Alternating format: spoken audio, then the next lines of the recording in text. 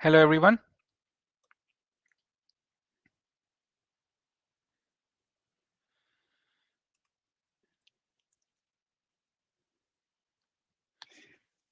Today, Ashish is not there. He's on vacation. He'll be sharing his stories of travel when he'll be back. So he'll not be available this weekend and next weekend. Uh, so we have different speakers. And hello everyone. First of all, let's see who all do we have, and let us know from where you are joining.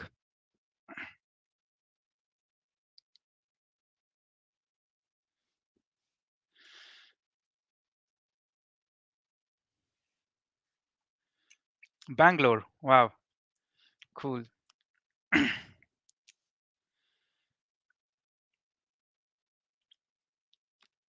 So while everyone is joining, will anyone would like to take a guess of who the speaker is for today? So we'll be having three tracks as usual. The first track would be on the networking, the second track would be on the tech track, and the third track will be a bit on the hands-on activities. And today, like, as Ashish is not available, uh, he is on vacation, so we have different guest speakers taking through the networking track and the technical track.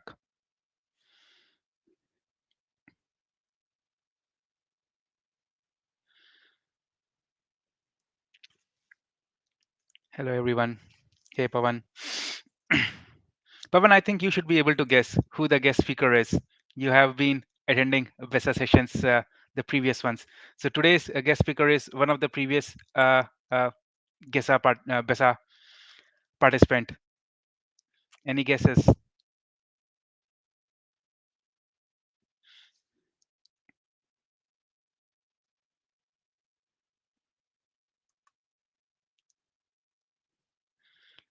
Cool. You got it all almost right. Yeah, it's Parna today. So let me add Parna to the stream. Hey, hi Parna, you know, everybody. Hi Prasad. hey Parna. So Safantic. Yeah, no problem. All the sessions are uploaded on YouTube, so feel free to have a look. Yeah, I understand that it's Saturday and it's not feasible always for everyone to be coming. It's, yeah, so it's completely fine. And as I said, like Ashish is on vacation for this week and next week. So we'll be having different speakers covering. So, Parna, how does it, look to be on this side of the table? I know you have been a very regular BESA participant, and congratulations, on your journey to become AWS technical trainer at AWS. So how does it look to be on this side? Uh, it's exciting and daunting at the same time. It was easier being the participant, but I'm really excited and I feel really privileged to come on the other side. And this is giving back, right? This is truly giving back. So I have gained so much from this community, and I think it's time to contribute back. So thank you so much for having me here, first of all. And yeah, it's awesome, I will say. Just my bit to give back to the community now. No, thank you so much. Thank you so much. And like we have already been seeing you helping so much on the chat, anyways. So it's good to have you on the screen presenting. So yeah, without further ado, let us start. So Parna, I will hand it over to you. All right, everybody. So I'll just go off camera so that you can focus on my slides. So I hope everybody can hear me clearly. And today we are going to be talking about some networking tools that we have. So we'll be talking about VPC flow logs as well as reachability analyzer. I'm sure some of you must have already heard about it. So these are really useful tools. So when it comes to traffic monitoring or troubleshooting, these tools come really handy. So let's start with VPC flow logs. So what are these flow logs really? So it's a tool which will help you to monitor or check for your security analysis, detect any kind of misconfigurations. What about latency, right? We could have some latency related issues in your traffic. You're going to have some intrusion detection that you would want to do. So any kind of suspicious activities that you need to peek at and you need to troubleshoot to improve your network performance, that's when you're going to be using VPC flow logs. So prior to VPC flow logs coming into the picture, what AWS customers would do is they would be installing agents on their EC2 instances, probably having a process to collect, store, and analyze these workflows, right? And it was really cumbersome and it gave you limited view of the network flows. But after flow logs came into the picture, it really helped the security teams, the network teams, to get visibility into your network traffic that is moving in and out of your virtual infrastructure. So, what is it? It's a single source of information to monitor your different network aspects of your VPC. So, we've all heard about border control, right? So, every border, you can think of it as a ENI or a network interface, and we want to see what is going in and out of that traffic. So in order to do that, we can enable VPC flow logs. So VPC flow logs is not enabled automatically. You need to opt in for it. There are different levels at which you can opt in. You can opt in for it at the VPC level or at the subnet level, or if you want to gain granular visibility at the ENI level, you can do that too. Obviously, you're collecting these logs. You need somewhere to store them. Where can you store them? You can store them in CloudWatch groups, log groups, or you can choose to store them in S3 buckets as well. So these are ideal destinations that you would choose. Next, I'll talk about some of the features that we have. So what are the features? So these records that we get, these records are of all the ENIs within a subnet or within the VPC. If we enable it at those levels, you can look at this information via two consoles. So you have the EC2 console, or you can look at it via the VPC consoles as well. So like I said, these are not turned on by default and there is a cost associated to it. So you need to opt in if you want to use them. Plus, once you publish them to the S3 buckets or to the log groups, you will be paying for that storage as well for data collection. One thing which is very important, that most people have this myth, that will it affect the latency and the throughput of my traffic if I'm going to be collecting my VPC logs? So the answer is no. It is collected outside the path, right? So it does not affect your network or throughput or latency. Apart from that, once you enable it at the subnet level, you will get all the ENIs covered at the subnet level. Similarly, if you enable it at the VPC level, all the network interfaces will be covered for monitoring there also. There are a couple of different types of records they'll be recording. I will show you some examples. I'll even share a link with you so you can dive deep and look at it. So there are two types of records, the no data and skipped records. These also will be collected. So what are these? So no data meaning, so if there is no traffic which is crossing over from the network interface during the capture window. So we will be configuring a capture window, or I'll call it a aggregation time window, which will be 1 minute or 10 minutes. I'll show it to you when we see it on the console. And within that time, if there is no data crossing over to and fro, then we'll also get a record for that. Plus, we'll get something called a skipped records.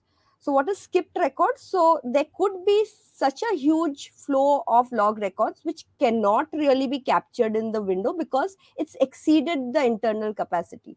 So in that case, we'll get something called a skipped records as well. And the most important thing is, what happened to the traffic when it crossed over? Was it ultimately accepted or rejected? So this is called as an action. So your record will also show that.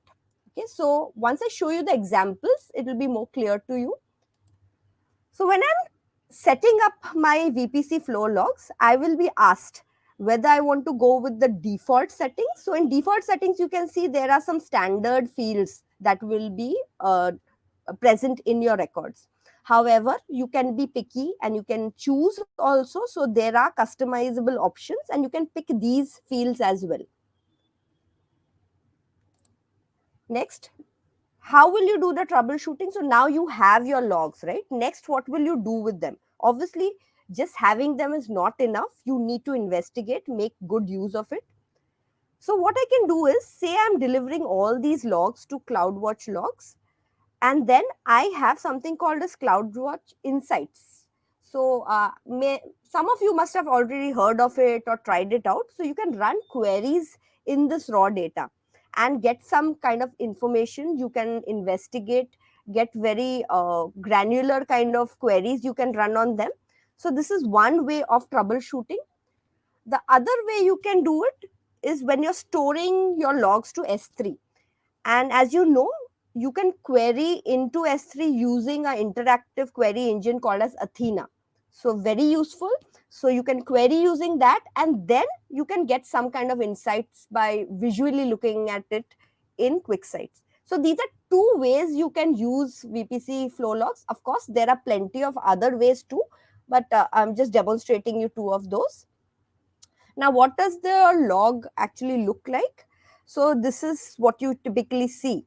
You would see your account number, okay, ID over here. The interface that you are monitoring, you'll see the ID out here. The source IP address, so this is the private IPv4 address of the ANI.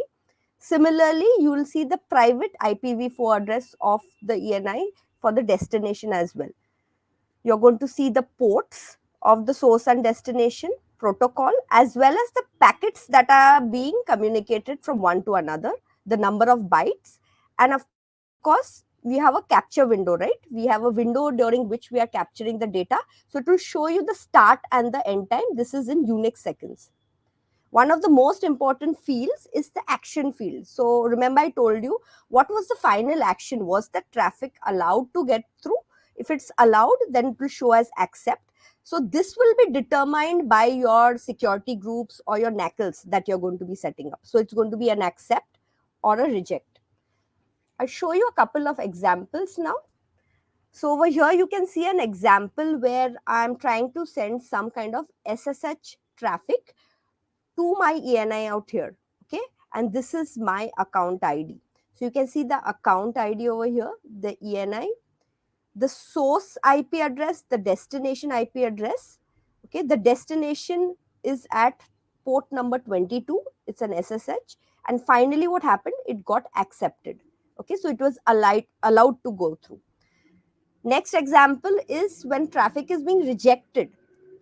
So over here, we are looking at a ENI. The ID is given here. This is your account ID, source and destination IP addresses. And I'm trying to do a RDP call over here. So you can see the appropriate port number 3389, but it was rejected. Hence, I see a reject. The third type that we have is no data. So remember I told you that it could be possible that during the capture window, no data was actually crossing your ENI. Right? So we will also have records for that and it will show as no data. So why would I use some of the use cases for VPC flow logs? So I'll speak about three of them. There are plenty of those, but these are the common ones.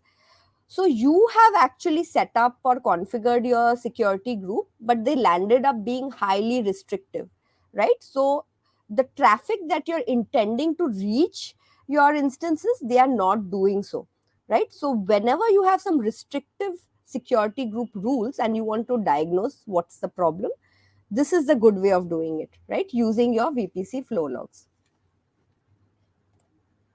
The other use cases that we have is when you want to actually just generally look at the traffic. We just want to monitor the traffic which is reaching our instances. Okay, what kind of traffic? Just a general overview. So this is a use case for that as well. And the third common use case I would see is if you want to just look at the bidirectional traffic which is crossing your interfaces, right? What is allowed to get in and what is being allowed to get out. And based on that, probably you'll decide how to be strict with your knuckles or with your security group. You'll probably go and polish it up further.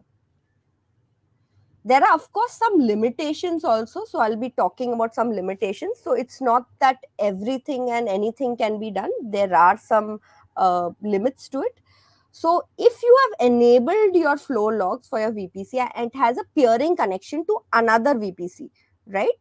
Then unless the peered VPC is not in your account, you cannot enable flow logs for that one, right?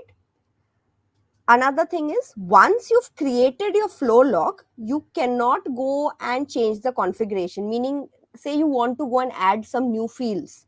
You can't do that. You'll have to delete it and create a new one. Of course, your logs will not get deleted. Only your flow log that you've just created, the configuration will get deleted. The logs which were already ingested and archived, those will not get deleted. One thing that people generally ask about is, like, I want to know the original IP address. Okay, so what happens is, say you have traffic coming in from a load balancer to an EC2. So it will show your traffic original source IP address of that of the load balancer. But you want to know the source of the packet, right? IP address of the packet. In that case, you can add fields such as the packet destination and the packet source address. This will give you the original IP address. Okay, so it's time for a demo. I'll show you a demo, but I'll just run you through the steps before that. So say I want to enable my flow log at the VPC level. So all I need to do is go to my VPC console. I'll choose the VPC that I want. Once I've chosen that, I'm going to click on create flow log. I have couple of settings that I need to do. Now remember, I need to deliver my log somewhere. So I should have already created a CloudWatch log group. Okay, kept it ready to accept the logs. Plus, I need permissions, right? So I need to give permissions to my VPC flow log service to write into my CloudWatch logs. So I need to have a role created for that as well, because it will ask me for that. Okay, so I need the role created, plus I need a destination setup. It will also ask me to filter whether I want to look at only accepted, only rejected, or all my traffic. I can be very particular about that. I can customize that too. And of course, finally, my capture windows or the aggregation interval that can be set to 10 minutes or 1 minute. Okay, so these are the steps. I'll show you some screenshots, then I'll take you to the actual demo. So this is what it will look like. Really simple. You give it a name to your flow log. You'll filter it. If I want to see all my traffic, I'll select all. This is the aggregation window. So it will be collected every 1 minute or 10 minutes. Now, one thing to note is this is not happening real time. Apart from the aggregation window, additionally, you will need 5-10 minutes until you actually see it in your logs. Okay, so if you are looking at real time traffic, then this is not the one, okay, because this will take a few couple of minutes more to show up in your logs. Thereafter, you're going to choose your destination. You can either choose it to be your CloudWatch logs or your S3 bucket. All right, and this is what I was telling you about.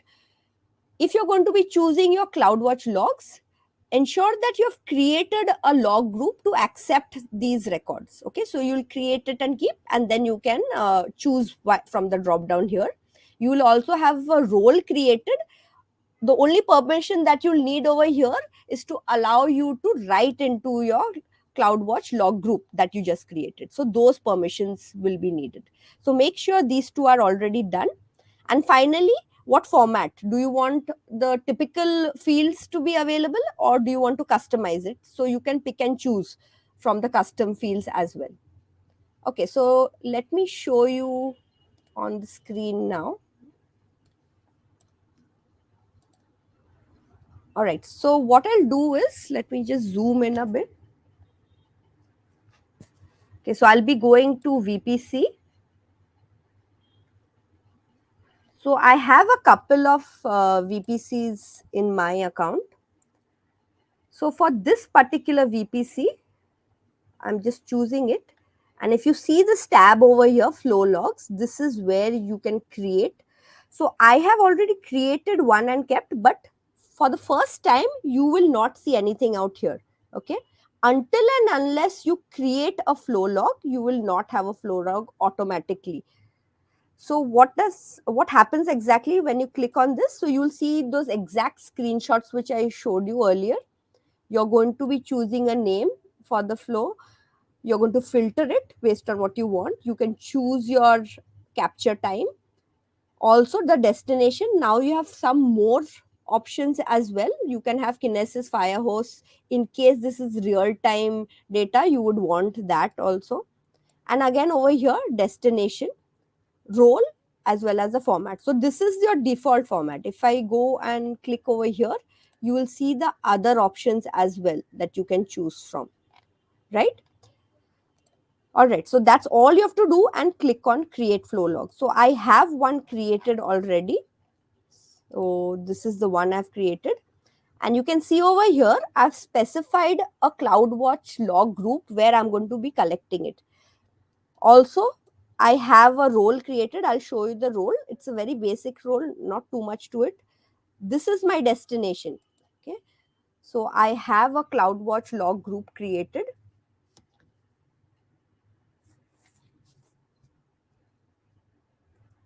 Since I had enabled it some time ago, so it's already started collecting data for all the ENIs which are covered within the VPC. So you can see there are n number of ENIs and it's already started collecting the logs. I'll show you what's inside each of them shortly. First, I'll run you through the role as well that I have assigned. So I had to assign a role to my VPC flow log service. So I'll go to roles. So this was the role that I've associated with it. If you see in the permission, it is a very basic permission. Let me just zoom in a little. So it's just giving it permissions to create the log stream right into the log stream related to CloudWatch. Okay, very basic one. And I also need to establish a trust relationship or a trust policy. Who am I giving this permission to? I'm giving it to my Flowlog service. Okay, so Flowlog service has this permission, so it will assume this role and then starting the logs. Okay, so that is for the IAM part. All right, so these are the logs. Now I'll show you what's there within the log.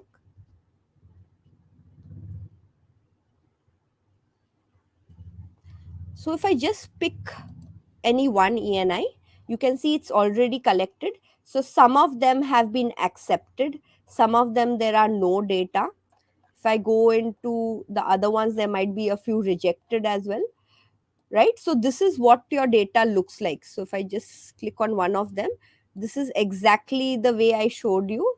So if I copy this and I show it to you in Notepad,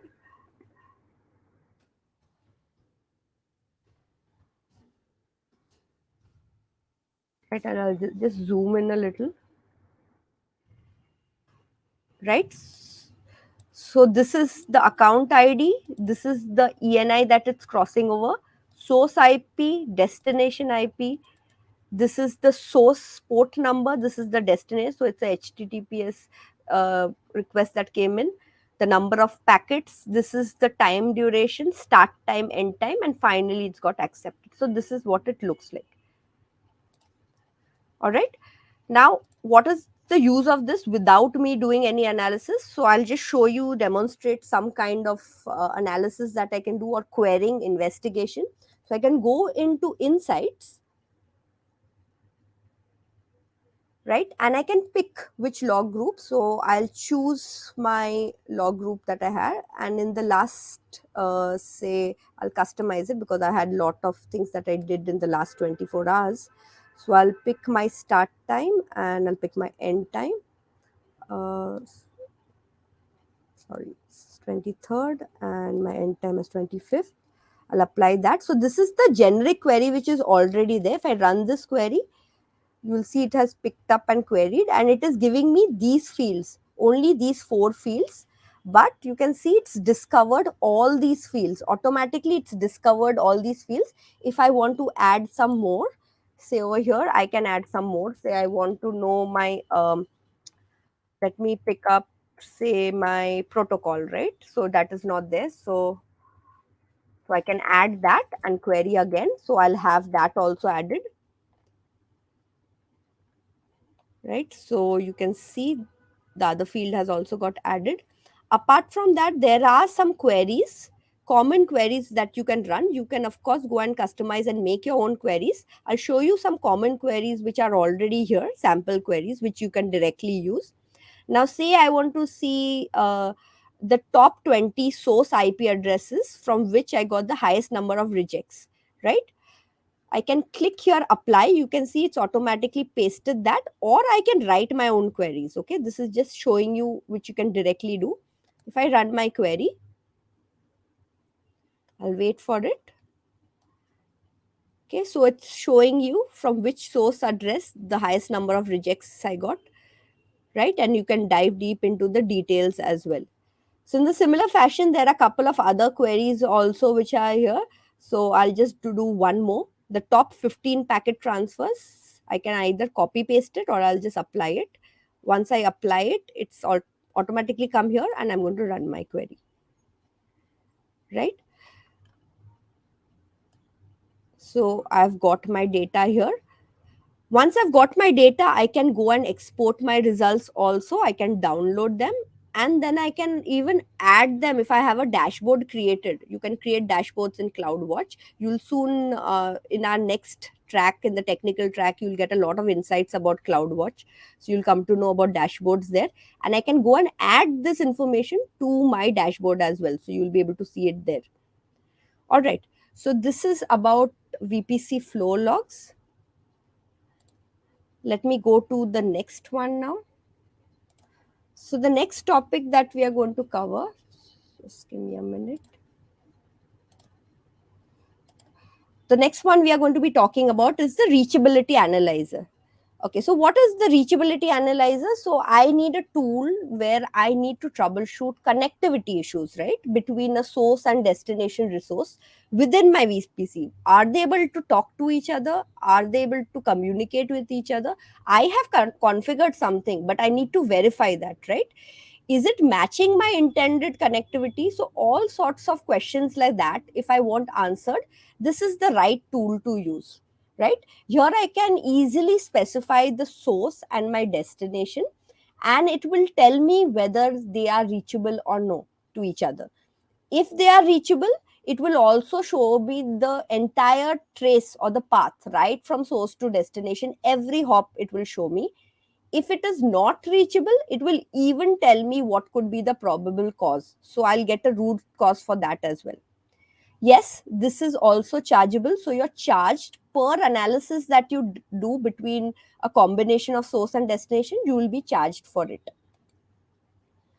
So a common example will be I have resources or I have instances in across two subnets. I want to check whether they are able to communicate with each other, or is there a NACL or a security group or a route table which is blocking the communication. I can check that. So this is one kind of thing. So when I said that it will give you the exact trace, so this is what your trace will look like. So right from your source instance to your destination instance, so these are the instance IDs, you can see it is showing you exactly the path. It's crossing over the ENIs, crossing the security groups, crossing the NACLs on the way out, going on to another security group, passing that, and finally entering it. So you can see this entire trace, right? So that's a really powerful usage. So obviously nothing is more important than a demo. So let's see how this really works. Before I show it to you in the console, again, I'll just show you some screenshots so you will be more familiar with what to expect. So you want to know whether you can go from a start location to a destination location. So obviously you are going to choose your source and your destination. Next thing you're going to do is you're going to analyze it and you're going to come up with the analysis. You can see that I ran an analysis and it showed me they are reachable. Okay. So between my source and my destination, they are able to talk to each other. So what is my use case? So I want to troubleshoot any connectivity issues. So I have misconfigured something. I would have got here unreachable. Then I would have instantly realized there is something wrong that I've done in terms of configuration. Let me go and first see what is the root cause that the analyzer is telling me. And then I can deep dive further after that. All right. So these are a couple of use cases. And if it is reachable, again, it's going to trace me the entire path. So similar to what I showed you earlier, this is called as the analysis explorer. So once the analysis is over, you can click on it and see the detailed part of it as well. All right, so let me go and show you the demo now. So back to my console. Just give me a moment. I've just got logged out.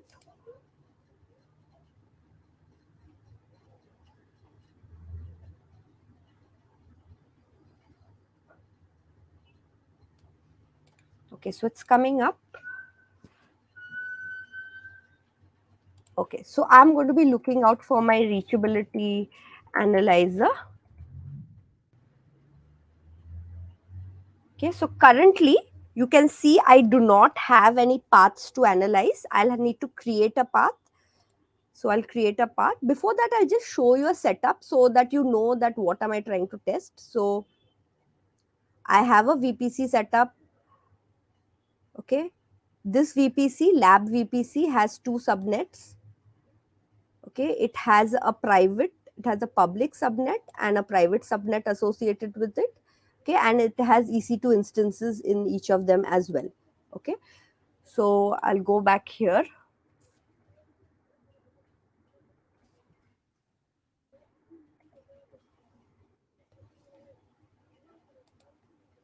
Okay, so let me try out path 01. First, I'll try out between an instance. Okay, so say I have an instance, the public instance that I had made. I click on that and I want to see whether it's able to talk to my internet gateway. Okay, so I'll say internet gateway and I'll pick lab internet gateway. I'll keep everything else constant. So ideally, they should be talking to each other. They should be able to communicate, right? So it takes a few seconds. I'm going to keep refreshing it until I am able to see the reachability status populated here. Okay, so few more.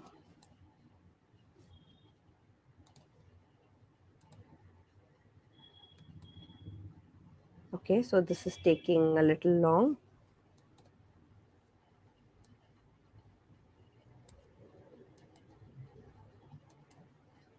Okay, so it is reachable. Okay, so thank God for that, it's reachable. So that means my instance in my public subnet can talk to my internet gateway.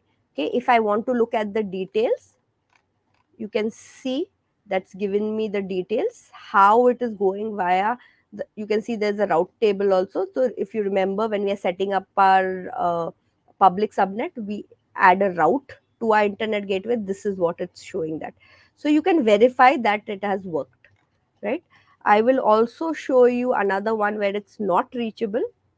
So say path 02, and I'm just being random. I'll just choose an instance, say from the same public subnet, the public instance, but this time I'm just going to choose another internet gateway, okay, not this one. So it should not be reachable ideally. Okay, so let's see what it does. So you can check between instance to instance also. It's not that you have to do between an instance and internet gateway. Okay, so we will wait for the analysis to happen. Let's go to the main screen. So you are being charged per analysis that you're doing. Okay, so I have two parts that I'm analyzing here. So I'll be charged for both. Couple of seconds more here.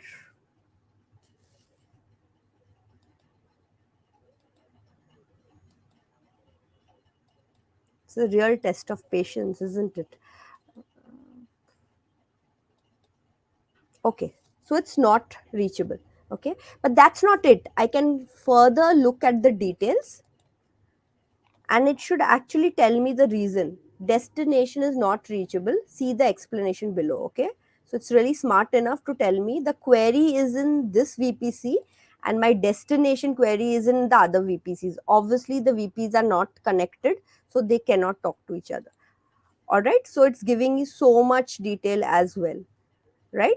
So that's great. So it's telling you also disconnected VPCs. This is just more programmatic way of showing it, and this is the English format. All right, so that brings us to the end of our demo. That's all I have for today. I hope you found this insightful and you'll take away some learnings about VPC flow logs and reachability analyzer. So don't just leave. We have some great things ahead also. We have CloudWatch, and one of my team members is going to enlighten you about that as well. So thank you so much. Over to you, Prasad.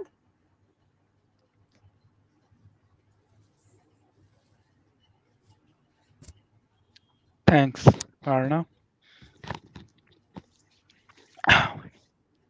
Yeah. So let me also add, Jamila. Thank you so much, Parna. This was really insightful. Even I, a few things. Even I was learning. I've not played a lot with networking and stuff. That's not my Right. forte. So thank you so much. That was Most welcome. insightful. Sure. Let me also add Jamila to the stream. Hey, Jamila. Hey Prasad, hey Prana, good morning everyone. How are you all doing? Hey, Jamila. Thank you so much, Prana. It was an amazing session. I missed like the first 5-10 minutes, but then I joined and I was like, damn, so much information I need to learn too. It was really Oh, cool. I have someone else joining from his vacation. Hold on. Oh, Ashik, hello. Hello everyone. Sorry for the noise. I'm at airport and my flight is delayed, so I thought why not learn something from all of you. So thank you for having me. I'll mute myself. There is too much noise here. That's all right. Thank you for Thank you joining, so much Ashik. for joining in. I'm sure Yeah, everybody exactly. must be missing you. Amazing to see you, Ash. Enjoy your vacation, man. You Enjoy Yeah. your deserve vacation, it. man. Don't have Have to a join You great break. in. you deserve it actually. Yeah. Cool. Cool. So, Jamila, I'll let you take over now, and yeah, talk Mhm. about few things and introduce our next speaker. Sure. Let's. I'd like to introduce Giuseppe, who is my colleague. We're working in the same team. Um, Prasad, can you please let Giuseppe in? Yay, Hey, Giuseppe! Paul. Hey, Jamie. How's it going? How are you? Oh, all good, all good. Super excited to be here. The Beza program. Thanks for having me. Of course. Thank you for joining and thank you for all your help in the background and aligning what to present, how to present. We really appreciate your help. Yeah, I just wanted to kind of give a quick introduction. I know Giuseppe will talk through what he's doing and what is his role, but I just also want to kind of give a high overview about the startup team in the UK and Ireland because lots of our participants are entrepreneurs by themselves, like they do want to start building things on their own. Maybe they have limited budget, they don't know how to start. Maybe some of them they want to build a company, but again they don't know how to start, what to do, where exactly they can get support from. So I wanted to kind of give a brief description what we're doing as a startup team in the UK and Ireland, and not just UK, across EMEA, right? Yeah, And how they can get support and what are the resources. So Giuseppe and myself, we're working in a startup team in the UK. We are working across different stages of startups, different industries, and I will let Giuseppe take over if you want to. Yeah. absolutely. So, hey, folks. Thanks for having me. So, Giuseppe Battista here. I'm a senior solutions architect with AWS, and I work closely with Jamila. I lead solutions architecture for early stage startups and promising startups. So, in the past couple of years or so, I think starting in 2020, we funded this focus team on startups because we want to help our customers grow and thrive on AWS. And what actually we've been putting together a lot of resources, free resources for entrepreneurs, solo entrepreneurs. Probably the best place where you want to root is one of the links that I just sent out in the chat. It's the AWS Startup Loft for EMEA, and there you can find a lot of free resources, web seminars. You can book one-on-one sessions with people like myself and Jamila, or even other solutions architects or other techie experts from our AWS partners. And so I think that's a great place to start, but also a place to find more information about all of the funding initiatives that AWS also have in place for you folks. So we have the Activate console, for example, on your AWS account, where you can sign up, and if you're a bootstrap startup, you can get up to $1,000 in credits. But if you're part of what we call the VC portfolio, then you can get up to $100,000 in credits, probably spread over I guess up to 4 years. So that's a great resource to get started and get your business up and running on AWS. And I think that as solutions architect for startups, Jamila, and correct me if I'm wrong here, but we are kind of forced to staying on the balance of like business and tech a lot, because we have a lot of relationship with the VCs, but also with C-suite kind of executives in startups, and they kind of shape us and they force us to think business first, because of course, like, startups needs to be nimble, needs to be frugal as much as possible. So this is one way that we think about it, and this is why on the Startup Loft we also have business tracks that will help you. I don't know, Jamila, the other day you were it's a competition for the best pitch. Can you tell me a bit more about it? The competition, London Pitch competition that it was across the universities. Yeah, it was yesterday actually. So someone, very, very close friend of mine, invited me to be a judge there, and they founders from the University Entrepreneur Society, they were pitching for 5 minutes, and then for 5 minutes questions from judges including VCs, people from AWS and some other industry experts. We were asking lots of questions and we were giving feedback, of course, and afterwards there was a networking event. So it was really cool to see kind of how people can get started. Some of them they do have like a computer science background, some of them they don't, and but they have great ideas, right? And they don't know how to start, where to start. So it was a great venue as well to speak about our startup org and what we're doing, about the Loft, what are the benefits, and how they can actually start making the first step. I know Giuseppe and myself as well, we several times presented through the Loft, so the workshops and also Ask an Expert. And I've seen a couple of times in the CSAT score that we usually ask our customers, how was the workshop? What is the feedback you want to share with us? And I've seen several times BESA participants as well. So I want to thank them all for joining these sessions on the workshops, providing their feedback, and just leaving a small mark, that hi from BESA. So when I saw it, it just sparked a smile on my face that, oh, that's so nice that we have like a community that are following, that are joining, that are upskilling themselves, which is really cool to see. Yeah, and then I guess another initiative that we have in place, and I think we're going to go live with that on I think June. It's a Twitch show which is dedicated to startups. We'll try to help you putting together your first MVP. We have a few things on the roadmap, but if you have any suggestion, please let us know, because we really want to be, in an Amazonian fashion, we really want to be customer obsessed here. And so I'll just drop another link here. This is the official AWS Twitch channel where we'll be broadcasting. And another source of good resources where we've been publishing startup resources is the Build On YouTube channel. Again, I'm just putting there a link, and this is where we're probably publishing those sorts of like bite-sized tutorials on very specific pain points that you might experience in building up your business on AWS. So yeah, I think That's really there's cool. lots that we're doing. Giuseppe, for your Twitch that you are putting together, it's really cool, and I would really recommend everyone to join, because I'm kind of involved in the background, and I see all the hard work that Giuseppe is putting together, and also how useful it will be for our customers and for people joining and actually learning how to build a proper product live. It's awesome. Looking Right. forward to it.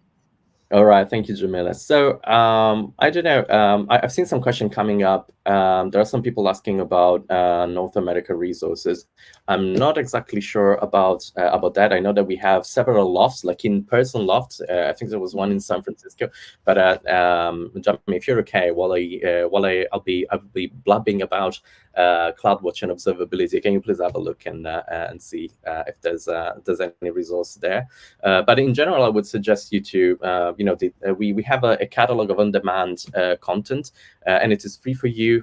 You can have a look at it. You can join in-person meetings all over Europe if you happen to be there. But we have I think a wealth of virtual and on-demand content that you can binge on the loft. So stay tuned there for more updates. But also, like, I think the most important resource there is the Meet the Expert, or the one-on-one sessions that you can book on. So you can just whiteboard with people from AWS or from our partners to understand a little bit better, like, what the next steps could look like for your business on AWS. Thank you, Giuseppe. Thank you very much. Yeah, thank you for all the high overview and all the details and the resources that you shared. We will put these resources in the BESA webpage in the resource section. So if you are watching it on YouTube and if you're not live, so feel free to kind of go to BESA page, get these resources, join us, and start building on AWS. I will hand over to Giuseppe to start the presentation. Oh, I see Prasad. Yeah, Hello. I just thought, we can have 5 minutes break for the people. All right. Right, and then we will start. So All right. let me do one thing. Share the screen. Hold on. We're kind of newbies without Ash, yeah? Exactly. We are trying to just, pull it off Yeah. somehow. uh, Amazing. Ashish, we miss you. I know that you are hearing us, so we miss you, Yeah. man. But yeah, enjoy your vacation. Uh, cool. Anyways, let me start the timer, and we'll be back in 5 minutes. Mhm. Thank you so much, folks. I'll see you in a Thank few. you. See you Bye. soon.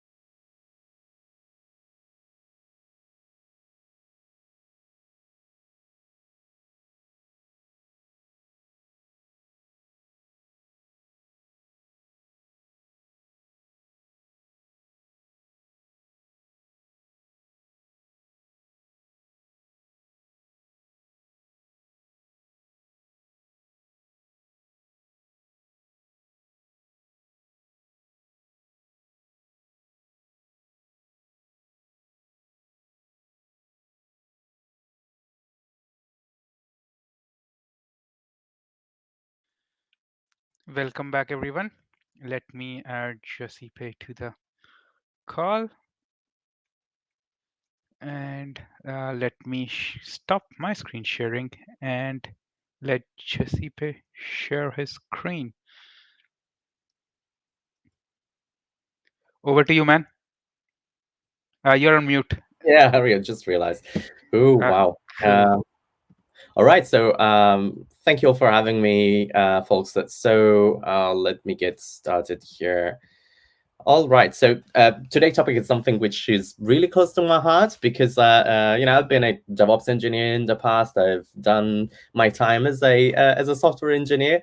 By a bachelor degree, I'm also a physicist, and not that I'm doing too much with that this day. But that really helped me in becoming like a self-proclaimed nerd. And as a self-proclaimed nerd, I grew up obsessed with data and taking apart systems, understanding how they work, formulate hypotheses, and then verifying my conclusion based on careful observation. Especially as solutions architects, I've never stopped doing that. So if you're here today spending your free time learning about tech, I do believe that we share that kind of interest. But let me know in the chat box, and I'm happy to take any questions you may have or any consideration that you want to add to today's presentation. So let me just move towards. I'll just skip this one. And yeah, so in general, today we'll have a look at how you can get data and derive insights about your systems running on AWS. In one word, we'll talk about observability. I always like to start with analogies. So I would say that observability acts as a window into the inner workings of your systems. It helps you offering crucial insights into the health and performance of your systems and your distributed architectures. This is similar to the way a car dashboard's indicators, such as the speedometer, the fuel gauge, the engine temperature, they provide vital information about your vehicle's current state and its functioning. A bit more formally, observability is a capability of a system that allows you to collect, access, and organize critical insights about its status, their properties, at any given point in time. So observability, I think, is crucial for managing and optimize cloud-based applications and your infrastructure at scale, especially when dealing with large distributed systems. So you might have heard of microservices before. And when I was dealing with this sort of stuff in production, a critical part of my job was to make sure that the information on each component was readily available for troubleshooting and also for auditing. So overall, I'd say that observability plays a vital role in the success of any organization because you cannot improve what you cannot measure, or in other words, yeah, this is fine. So that's all great in theory, but I wanted to give you a perspective of what are the tools that we have available on AWS to unlock the full potential of observability. So today we'll have a look at what we mean when we talk about metrics, logs, traces, alarms, dashboards, and we'll have a look at ChatOps all the way up, building to what good looks like in production, and having some example. I'll have a short demo of monitoring a small Lambda function at the end of the presentation. But let me start with metrics. So metrics are like the vital signs of your system, providing real-time and quantifiable measurements that allow you to assess the overall health of your system and its performance. And you can think of them as numbers, percentages, binary values, etc. But also from another perspective, you can think of them as the pulse, the blood pressure, and the temperature readings of your infrastructure. Just as these vital signs are essential for understanding a person's well-being, for example, metrics give you key data points to make informed decisions about your system's operation. Provided that you're tracking the right metrics, if something's wrong with your system, a metric somewhere should look suspicious with respect to its usual value. Beware though of unknown unknowns though. While metrics will help you diagnose the problem, you should know or you should have an idea of where to look for symptoms. And we'll have a look at how to do this when we'll build up our presentation to to the usage of traces. So let's so this is what you can expect from AWS in terms of how to visualize and how to collect metrics. So if you land on CloudWatch, which is probably the best service to get started for operational metrics, is you will have you can have a look at this particular dashboard here. And you can drill down into metrics based on the services that you're actually using. So, for example, in this screen here, you can see some of the metrics that are related to my Elastic load balances, the application load balances. So this is your the first step if you want to start the drill down. But in general, in AWS, metrics are crucial for tracking the performance of your resources, such as the EC2 instances, your RDS databases, or your Lambda functions. They can help you identify trends, spot anomalies, and understand the effects of changes that you make to your system. It is really crucial to have an eye on your dashboards and your metrics when you're releasing new updates to production software or even to your staging environment, because that will tell you if the overall operational status of your applications is fits into normal, or if there's a significant change in your metrics. That should let's say push you in a path to investigation and understanding how that small change to your code base might have impacted other workloads in production. So by monitoring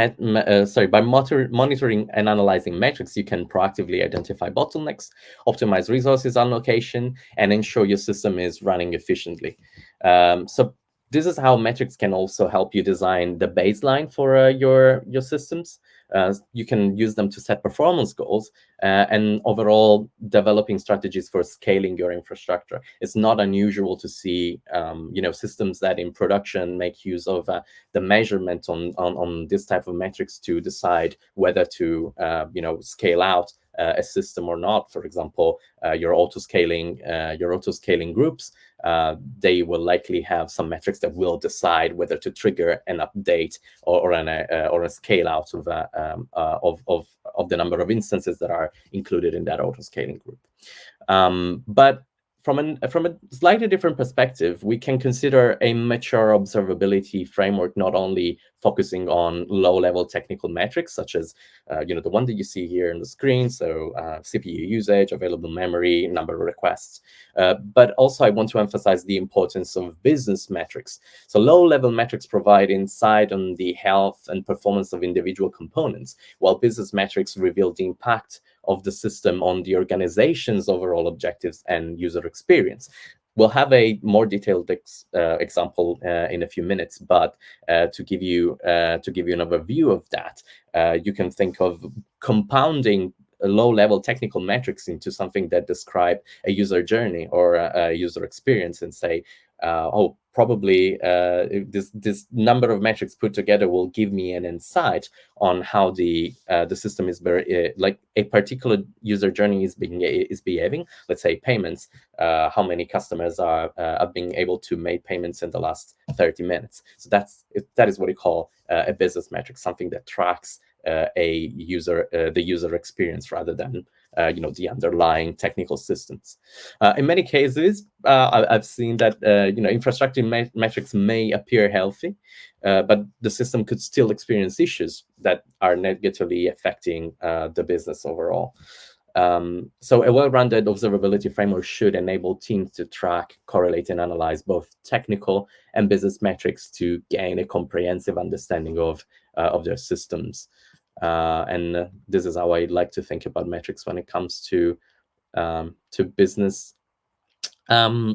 So by incorporating business metrics into the observability frameworks, teams can move beyond just maintaining the infrastructure, and we can shift our mentality to actively optimizing their systems with the goal of having a better user experience and improve on business outcomes. So in essence, metrics are the foundation of observability. We'll use them to compound more interesting insights, like such as business metrics. And all of this put together will help you, objectively evaluate your system's health and make data-driven decisions to enhance the performance, but also the reliability from a business perspective. Moving forward, so we're moving on to logs, which are another essential component in observability. You can think of logs as the detailed journey of your system, recording a wealth of information about events, errors, and activities that occur over time. They are the equivalent of a car's trip computer or like a ship's logbook. They provide historical context and like comprehensive account of your system behavior. You normally use logs to drill down into an issue on the hunt for its root cause. I would say, or in my experience, I think it's impractical to troubleshoot only by using logs. That's where traces and dashboards and also alarms are for. But all of these will point you into the right direction, and logs will confirm or reject the root cause of your hypothesis. This is how you can really drill down in what your system is thinking. Beware that not all logs are useful or helpful. It is really up to you to strike the right balance between signal and noise. I spent a lot of time in my production days in actually trying to fine-tuning my business logic to understand, do I really need to log this out? You should think really hard about logs and which type of logs to retain, at which verbosity level, and also for how long. As a solutions architect, cost optimization should always be in the back of your mind. In some case, you may have to trade off between the completeness of information and your budget. But a common technique to play along with this is to retain logs into CloudWatch for a short period of time, and then transition them to a more cost-effective storage layer such as S3, and then maybe plug in on Amazon Athena to crunch data whenever that is needed. I cannot stress this enough. It is really crucial to be intentional about logging and your log retention policies to maximize the return of investment in your cloud environments. Excessive logging can lead to increased storage costs, make it difficult to find valuable insight, and it might not provide the expected benefits. So I have a few suggestions here on how to make this more effective. So first of all, think really hard on what is really necessary to logs. You could think that all errors should be logged, but actually you should probably not get to production with a lot of unknown exceptions.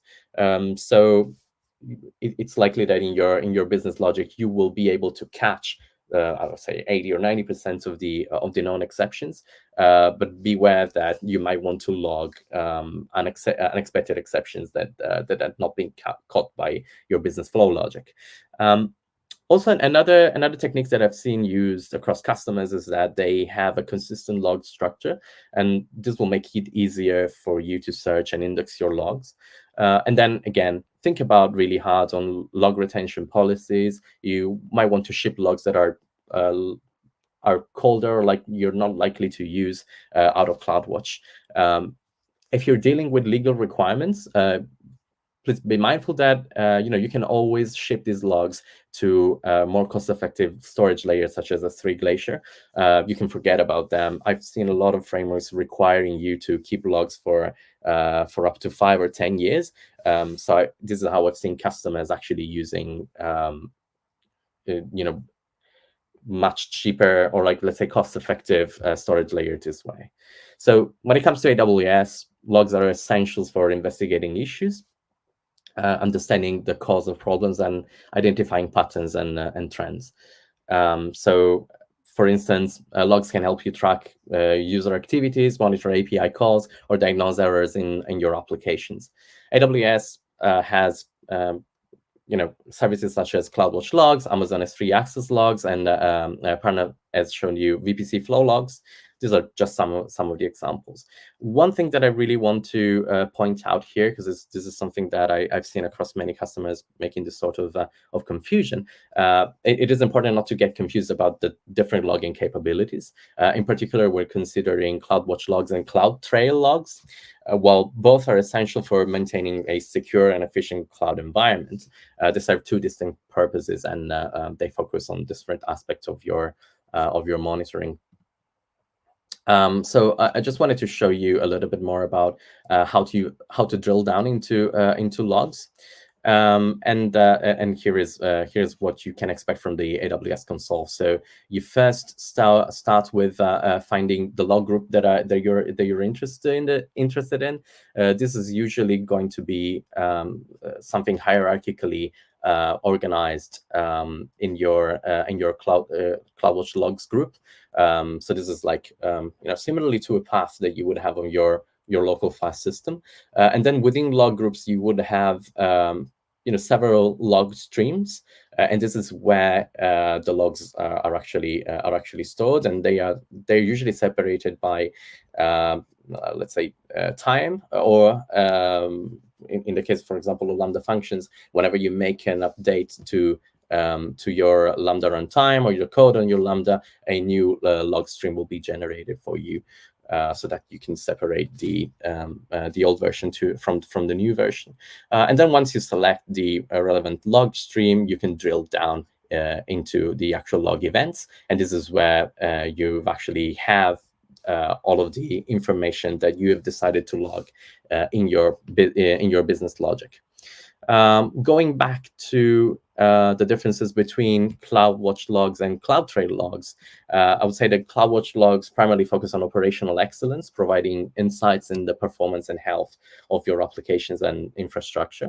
And so these are the CloudWatch logs. Whereas on the other hand, CloudTrail logs emphasize on regulatory and auditing requirements, capturing a detailed record of the API calls made within your AWS account. So this is user activity on your AWS account, who uploaded what, where, who started this Lambda, how, what are the permissions that they've used, what are the errors that have happened. So if something wrong happens in your account, you can recreate exactly a list of everything that happened, and you can provide that to authorities if that is required. So this is all about like tracking user activity, identifying unauthorized access, and maintaining a comprehensive audit trail.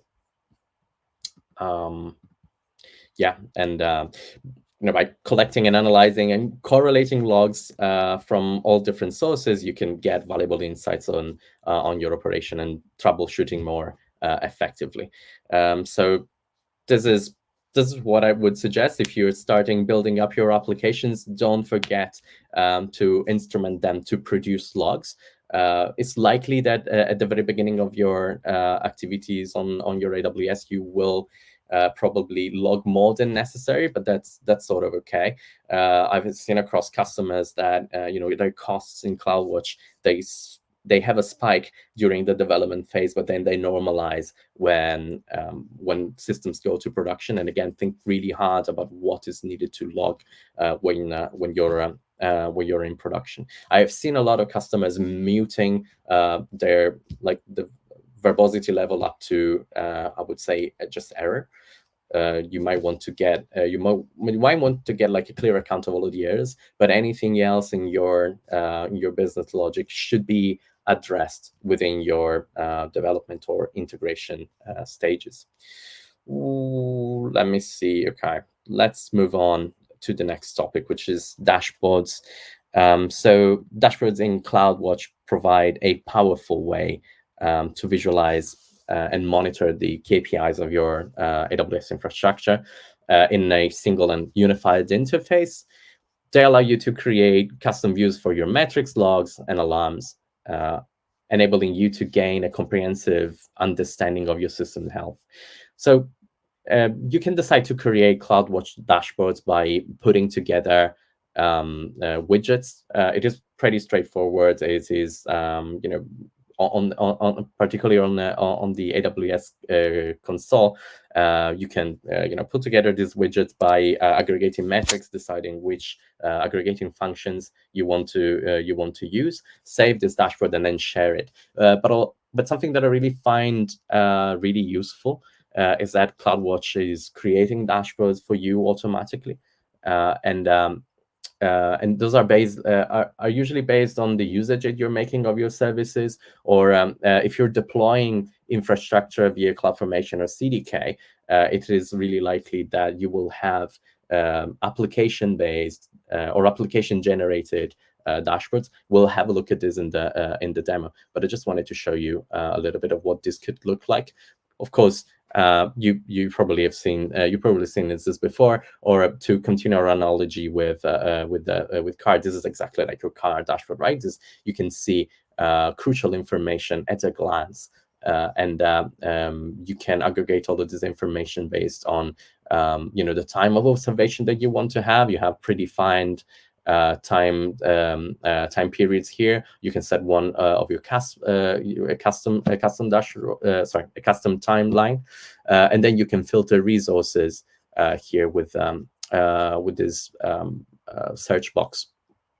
So this is what you can expect from CloudWatch. And by the way, I did not put together this dashboard. This has been put together automatically for me on my behalf by Lambda Insights, which is a feature of CloudWatch that is focused especially on monitoring Lambda functions. Another thing that I wanted to show you is that you have a list of automatic dashboards that are generated for you on your account and in your region based on the services that you're using. So, for example, this is, again, yet another Lambda dashboard that has been generated automatically by CloudWatch, and this is one generated by ELB. I strongly recommend you to just get into your AWS account, and if you're making use of certain services, you can have a look at the dashboards that have been automatically generated here.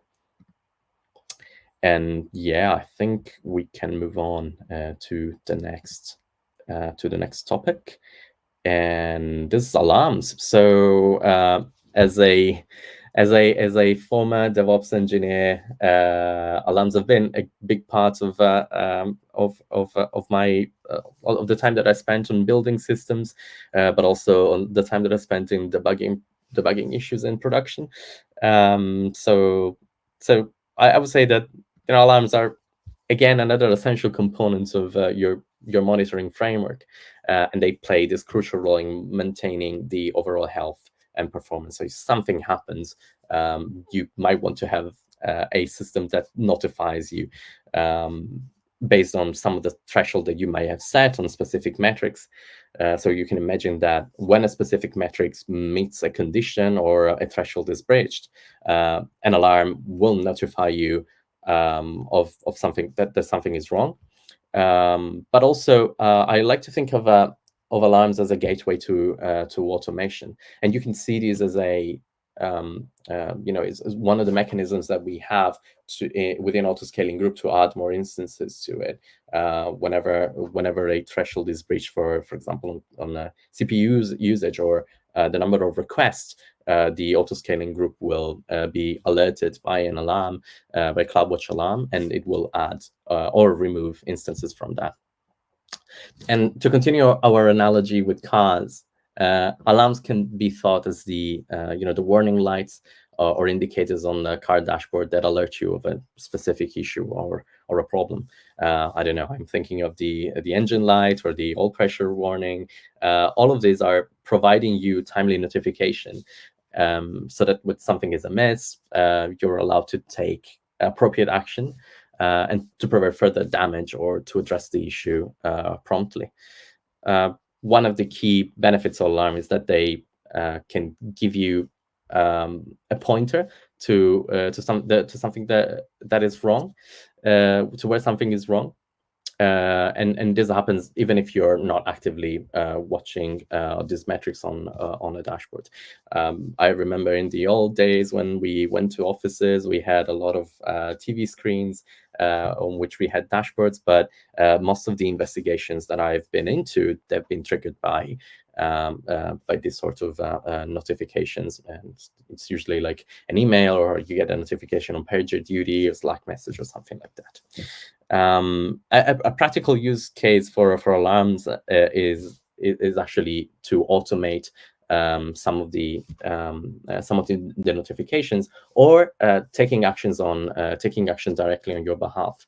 And I've seen many customers using Lambda function triggered by CloudWatch alarms to take action on their behalf.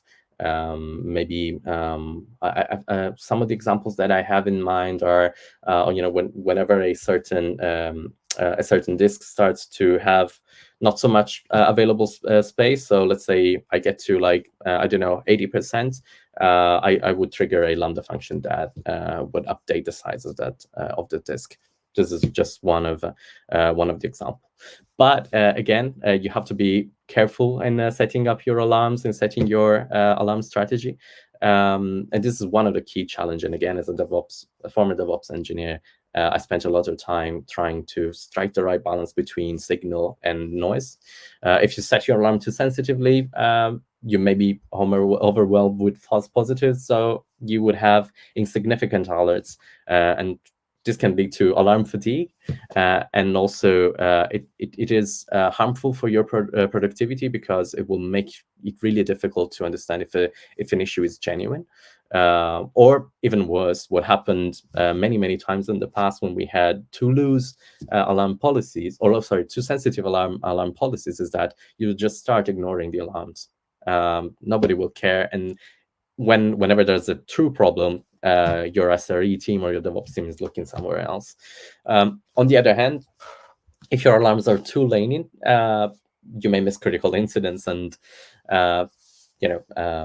there will be some problems the day after, and you will have to justify some things to the business. So not a great time.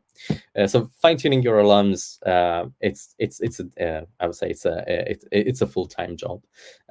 This process typically involves continuous collaboration between your DevOps teams, and all of the other stakeholders to review that you have the right monitoring and alerting strategy.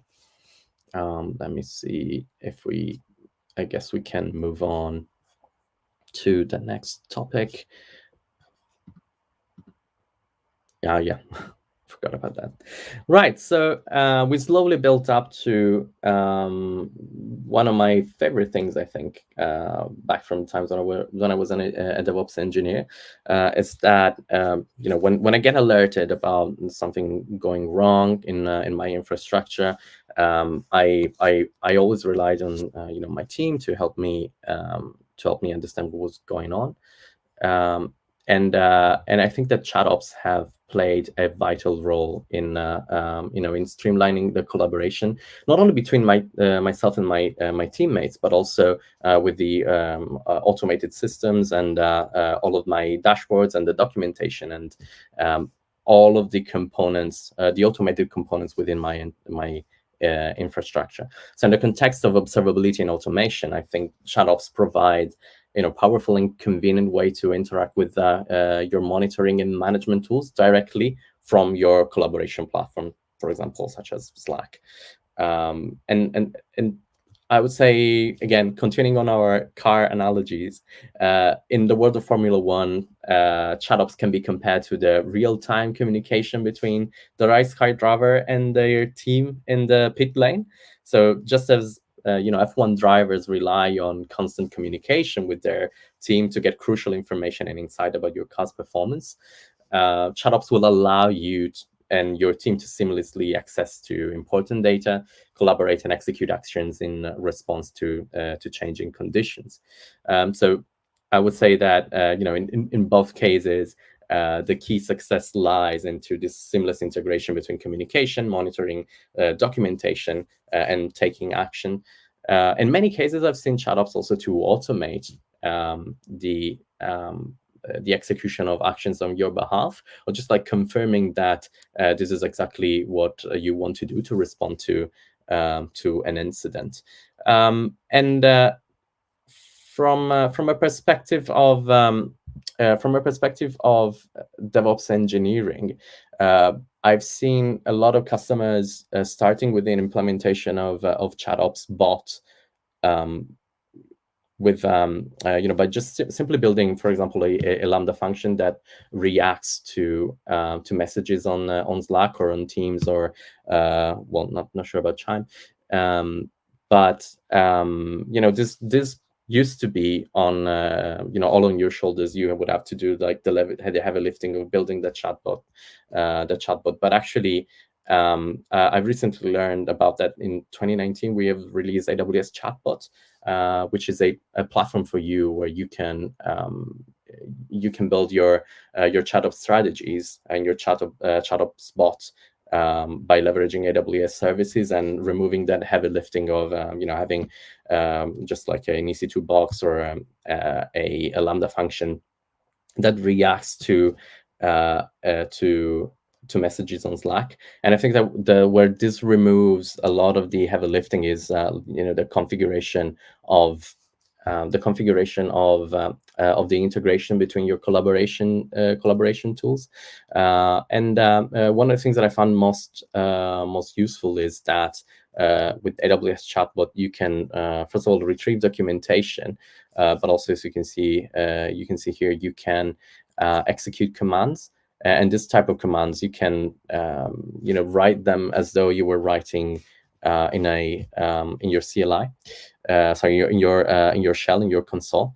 But also, probably the most important part is that you can execute commands by invoking Lambda functions. So what you might want to do is to whenever you have a repeating issue, when you know that something could go wrong, or you need to take an automated action on a particular system, you can remove the risk of having a human error by encoding that action into a Lambda function, and then have this as one of the components of your response to an incident, and have your chatbot execute that on your behalf.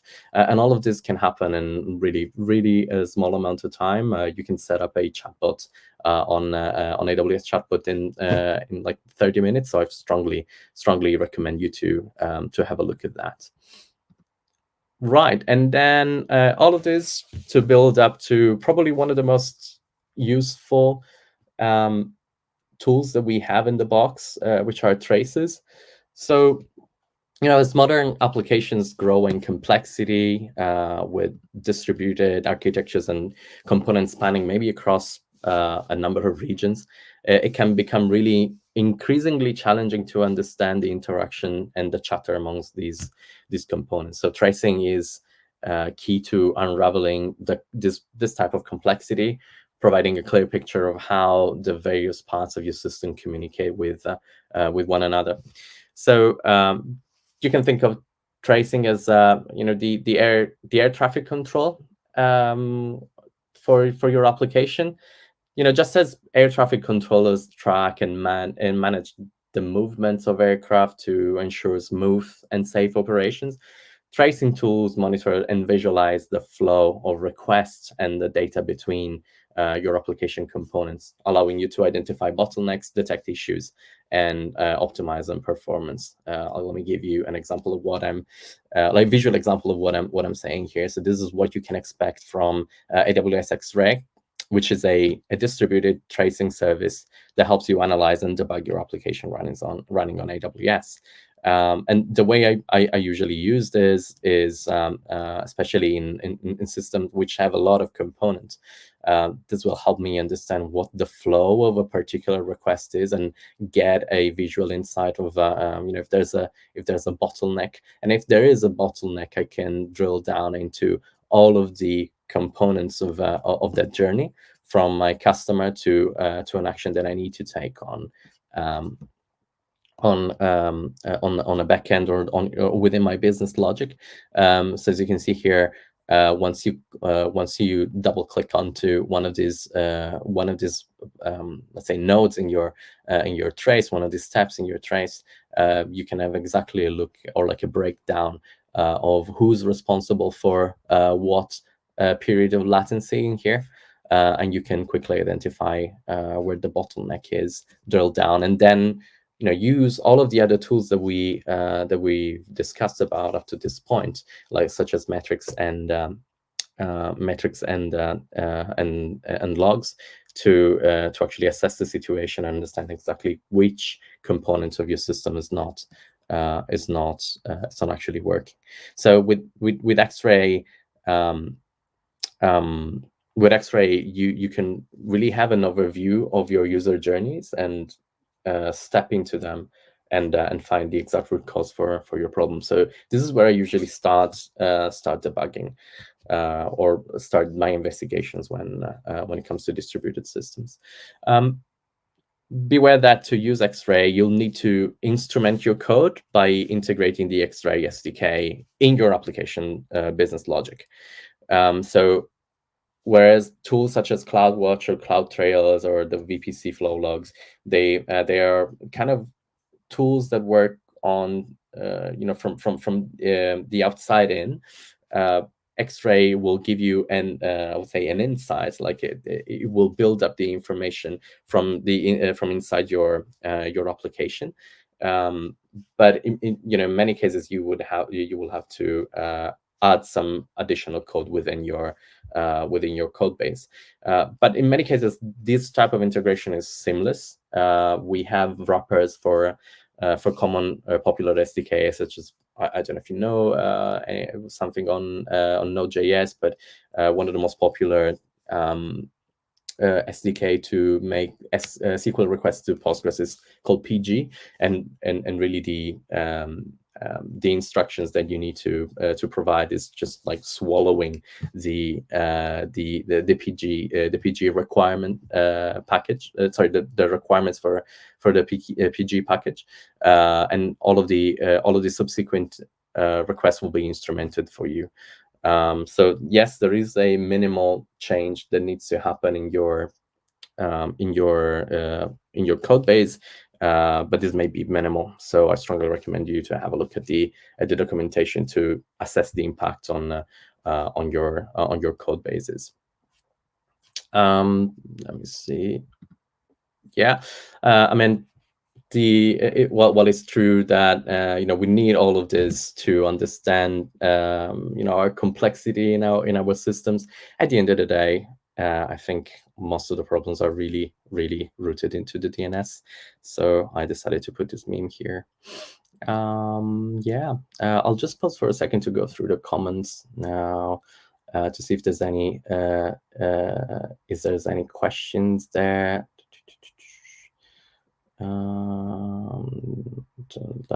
Jamila, if you have anything that pops up, please let me know. Otherwise, I'll just move on with the next topic, which is a wrap up and an overview of what good looks like. So, okie dokes. So now let's imagine a DevOps engineer working with a well-implemented observability framework. And let's say that they receive an alert from a chatbot about a sudden increase in 500 errors in all user journeys that make use of payments. So ideally, what would happen is that the chatbot not only notifies the DevOps engineer, but also provide link to the trace causing a failure, as we've seen into X-Ray. Maybe the chatbot can also provide a snapshot of all of the related dashboard that have an alarm, or that have something that is slightly away from your normal behavior, and maybe the chatbot also may provide you the links to the relevant playbooks for immediate access to the documentation, or suggest some AWS commands that you may want to take to drill further down from the same collaboration platform. It's really likely that would happen, unless the problem has been a recurring issue many times. You may not have an automation in place to resolve the issue. So what usually would happen is that with the information that is already being gathered for you by the chatbot, you will probably have a number of dashboards that are in alarm, a number of components that you can already identify, and you can drill down into the logs to understand exactly where the problem is. So the DevOps engineer could follow all of these traces, all of these breadcrumbs, and actually get to the point where they have it identified exactly what the problem is. But another step which is really, really important is that when when that when a problem happens, and you find the root cause, probably the next few hours will be spent in putting a patch to it, like having a fix to restore the previous state of functionality of the system. And this may, from time to time, it may be even rolling back to the previous state of the system, or applying a hotfix in production. But that particular this particular journey cannot end there. There have to be in your let's say DevOps culture, that some sort of like retrospective meetings that happen once the issue is resolved, so that we can have a culture of learning from the issue, and building this kind of retrospective culture within your team is part of what we suggest in our well-architected framework from the perspective of operational excellence. So once the problem is fixed, then we should do everything that is in our power, or everything that is in our budget, to make sure that the problem never happens again, or if there's a similar problem, it can be addressed via automation. So this is what I think of a good overarching kind of observability framework. Another crucial component in your observability framework is actually studying and taking time to study the metrics to establish what the baseline for your systems are. So what your normal behavior looks like. And as you may already have understood, this is a continuous job, because architectures are evolving in time. They will give you they will give you a lot of headaches in terms of changes that may be introduced into the system, and so you have to constantly review what's happening in your observability framework to make sure that it's always in sync with the changes that are applied to your systems.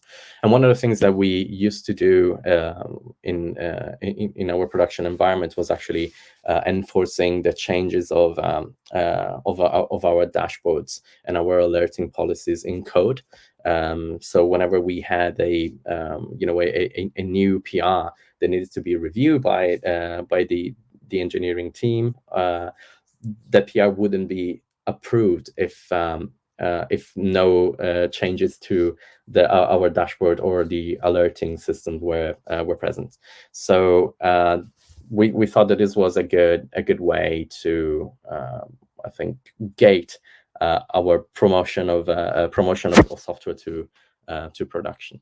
And with that, I think I want to have a look at what the usual life cycle of your observability incident could be.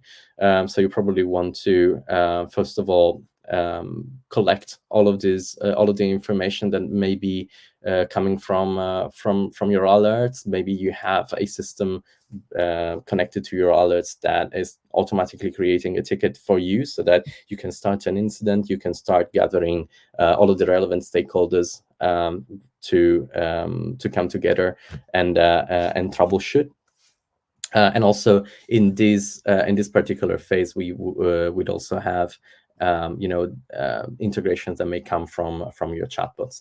And then once we are gathering all of the information that are necessary to move forward, we will spend probably some time in having a look in how to analyze our metrics, drilling down into our logs. Probably this will be driven, as we were saying, by traces, because traces will help you identify those bottlenecks. And then you put all of this information together, and hopefully you get to a place where you have identified the root cause of your issue. And all of the time that elapses between the error presenting and the error being identified is what we call mean time to identifications. And this is a let's say, a business metric that you want to track to understand how good your reaction time.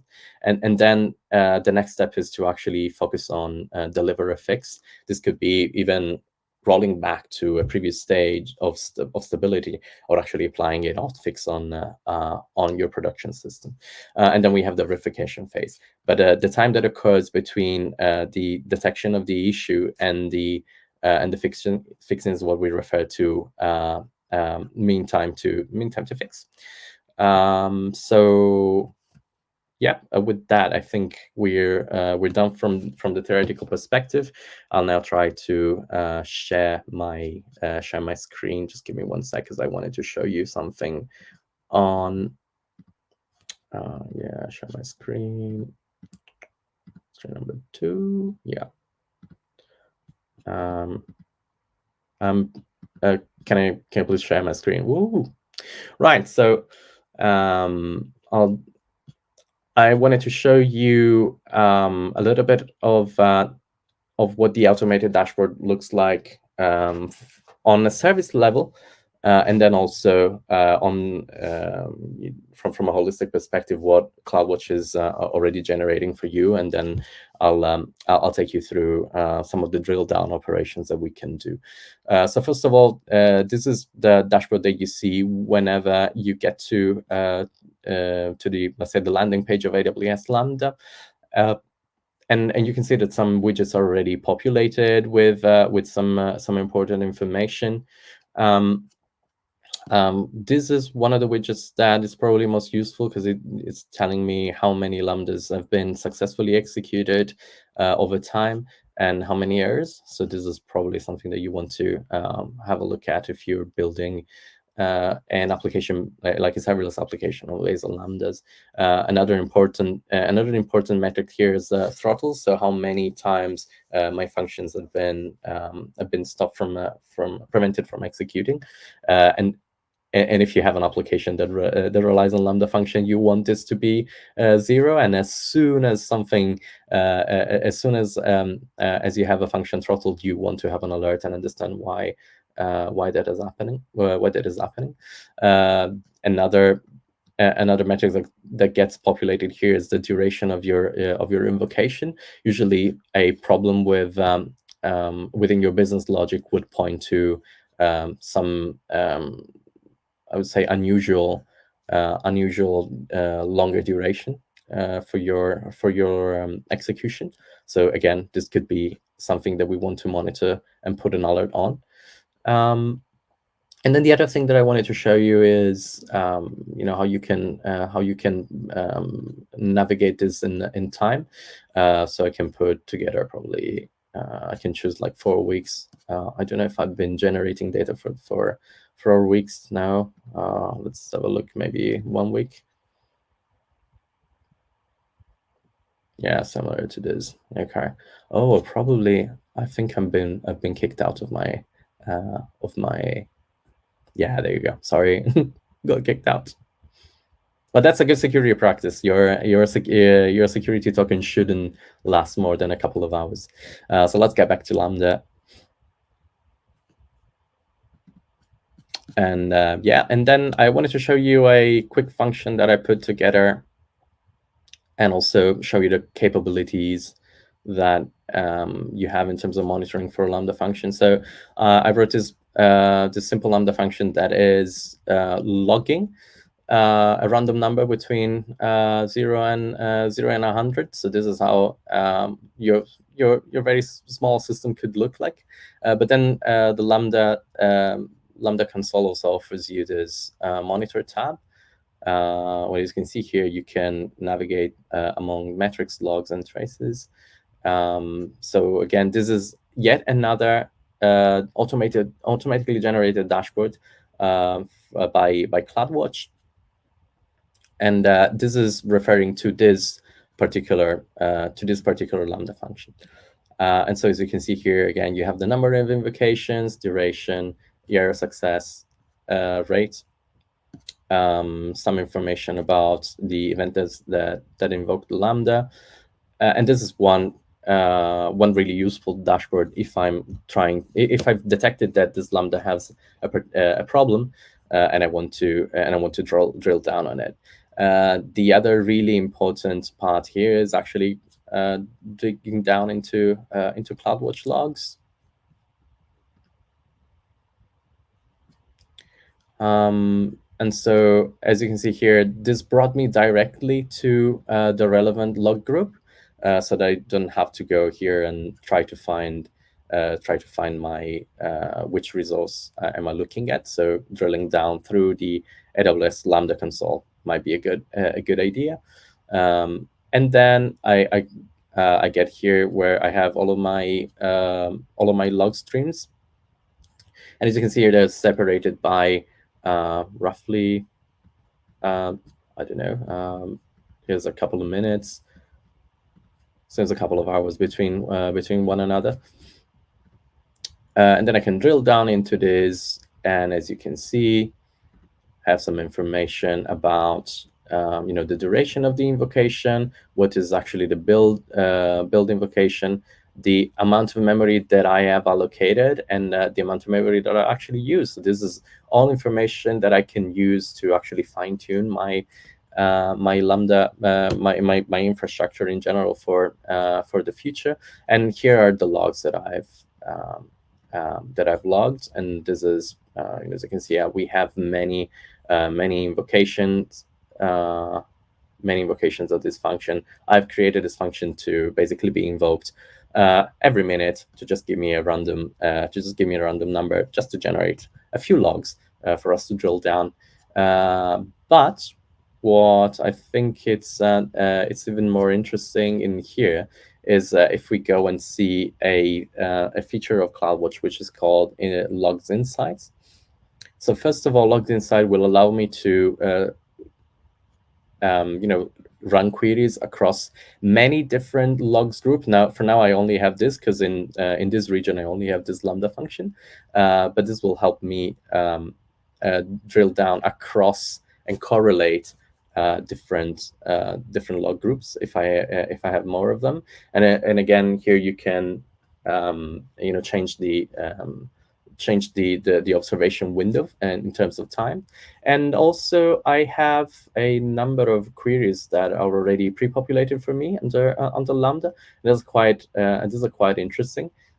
So for example, the one I wanted to show you is actually this one, which will help me determine if I am over provisioning memory. And oh, sorry, forgot about that. There you go. So now it's fetching data across the last 12 hours. And there you go. So let's have a look at this query in detail. So first of all, what it's doing is applying a function called stats, which allows me to execute statistics on or aggregation functions on some of the fields that the logs are exposing. And if you remember, let me get you exactly where this is coming from.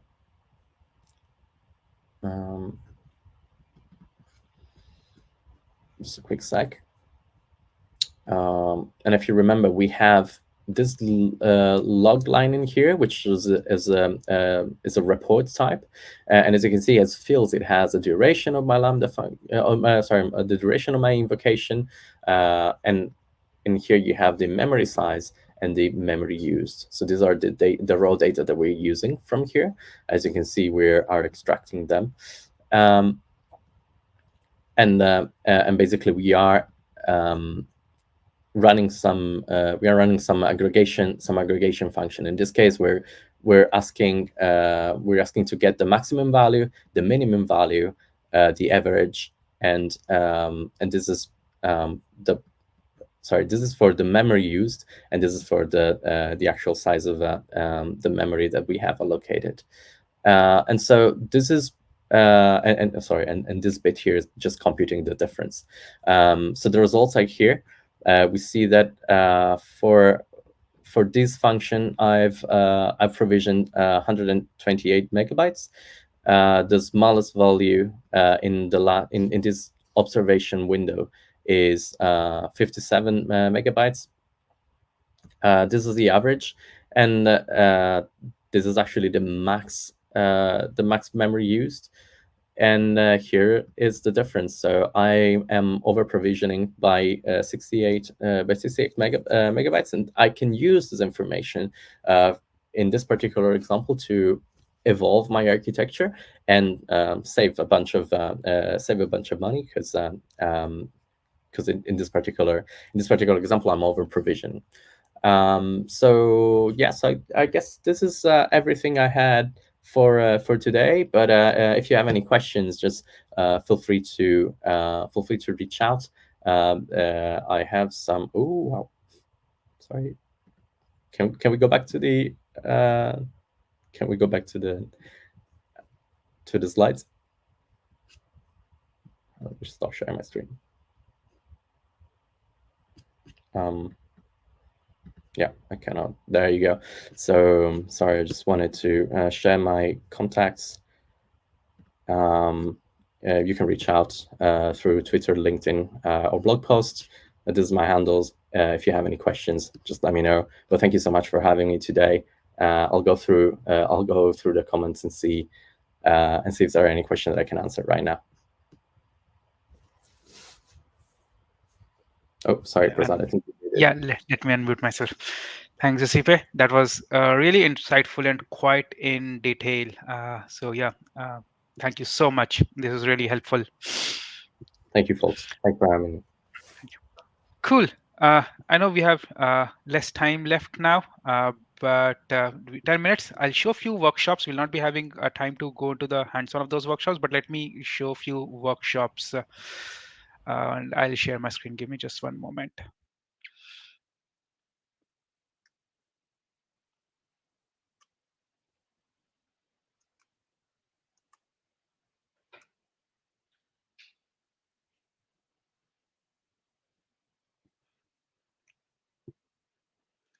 Let me know when you folks can see. Hopefully this is visible.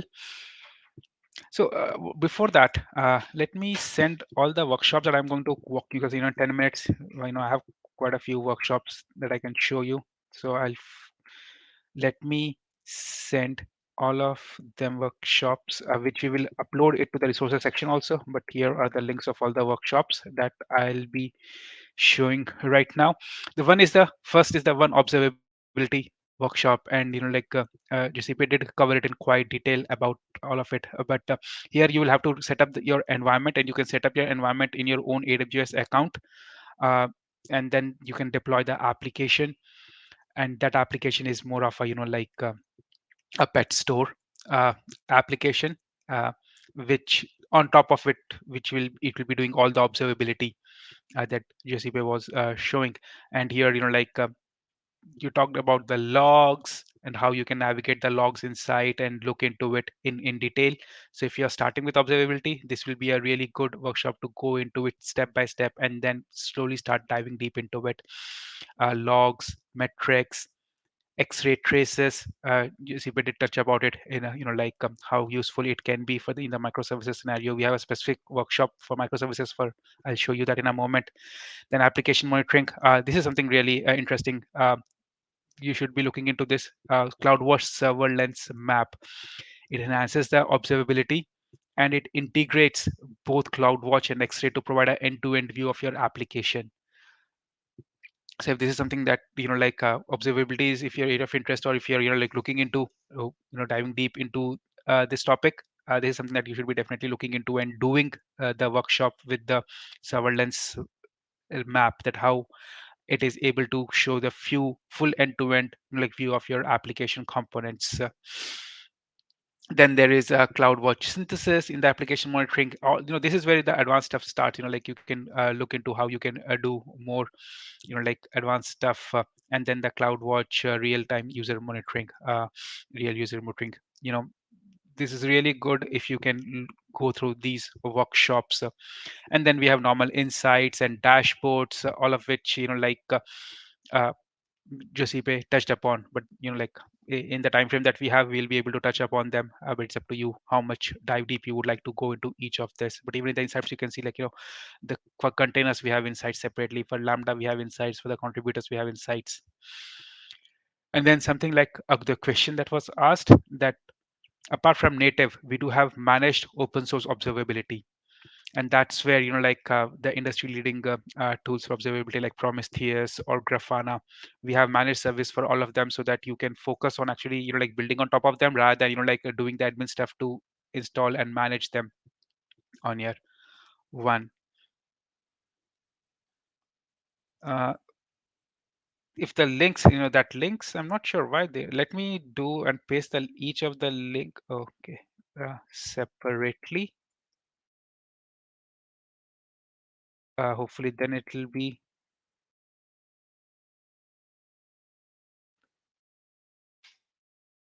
yeah. Anyways, we'll be uploading the right links. It might have in the copy paste, it might have gone bad.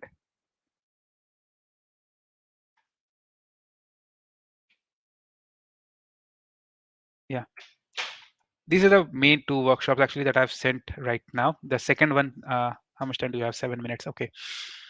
The second one is interesting, which is CloudWatch and CloudTrail and CloudWatch monitoring. Giuseppe did talk about, like in detail about why CloudTrail is used and why CloudWatch is used. And now this particular workshop is about how you can integrate your CloudTrail logs into CloudWatch and then do analysis on top of it. So go through, this workshop, and see how you can actually do all of that. So this is like CloudTrail monitoring, a demo using the same pet adoptions, like a store that we have seen in the one observability workshop. And it goes through the entire thing, and all the logs are sent to CloudWatch, and then they are visualized in the CloudWatch. If you see the log insights, the metrics, and then the anomaly detection. This is really important, like anomaly detection, that in case if there is something uh, happening which is not like in regular terms, then you would need to get like alerts and alarms, and then accordingly take actions on top of it. So that's really important. And then you have sections for alarms, and then setting up the dashboards, that how you can set up the dashboards, and then subscription filter. So this would be really helpful if you want to like look into what is happening in your AWS accounts, through the CloudTrail log, and then integrate with CloudWatch, and then automate all of that observability on top of it. Then the third one is microservice observability uh, workshop. Now, this is really important actually. Like when microservice architecture is really great, uh, because it gives a lot of uh, advantages, like you can uh, have this fault isolation in each of the microservice. You can deploy them independently, you can do the changes independently. It's not based on the monolithic architecture. But then the drawback becomes is that when your number of microservices keeps growing, then it is more difficult to actually like monitor them and troubleshoot them. And that is why observability in microservices is becoming more, like it's most important. And this particular workshop goes using Amazon Open Search workshop, which is based on the ELK stack, and then it uses the different architectural components to actually say. And again, this is more advanced. If you have been working in like microservices architecture for a while, you would be probably might have heard about like few uh, tools and how you do the observability. And then this will actually help you in getting there on AWS. It goes into quite depth about how you can generate the traces, and like do the observability and use all of them in the open source search, and then create a Kibana dashboard on top of it. Cool. And then finally we have another one, serverless observability workshop. And this serverless let me first of all send the links to these also in the chat. This is for the microservice one, and this is for the service observability workshop. Now, like Giuseppe already showed in a nutshell that how Lambda observability can be done. But this, like is something that goes into great detail about how you can set up the observability for the serverless. And then again, it has option to run in your own account, right? So in your own account, you can, like have it set up with the prerequisites and creating a workspace.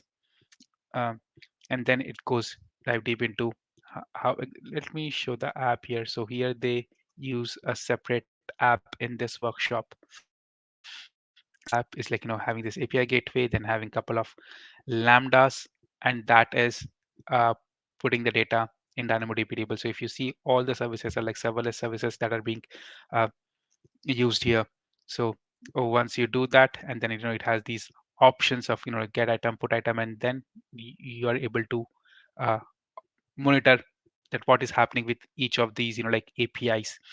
And again, this also goes into the sections of metrics, alarms, dashboards. So yeah, uh, go ahead and play with them as much as possible. And this is something that will be really useful.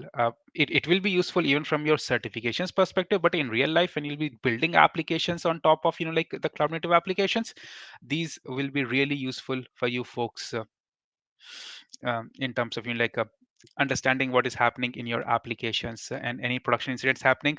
This will be your friend, believe me. With that, thank you so much. Let me see who all we have currently available. So we have Parna available. Let me stop my screen share, and then let me add Parna to this team. And we also have Abhijit. Abhijit is always there helping us behind the scene background. Thank you so much, Abhijit. And thank you, Parna.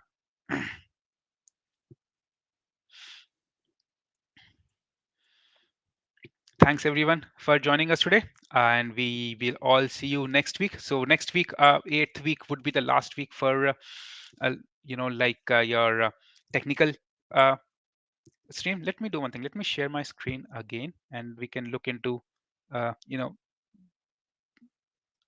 it's okay, it's there on our website. The last screen I can talk about what is the topics for the next week, and that is, yeah, Amazon EC2 auto scaling, and then the load balancers, and then we'll be having the hands-on activities for those, and that will be the last week for the technical track. And then after that week, we are actually starting the behavioral track for the 4 weeks. So is there anything specific, like we do have some guest speakers lined up for the behavioral track, and we are planning for a few other things. But if there is anything specific that you would like us to cover in the behavioral track, feel free to let us know. um, let us know on the LinkedIn group, or feel free to DM any of us. And then yeah, thank you so much for joining us. Have a good weekend, everyone.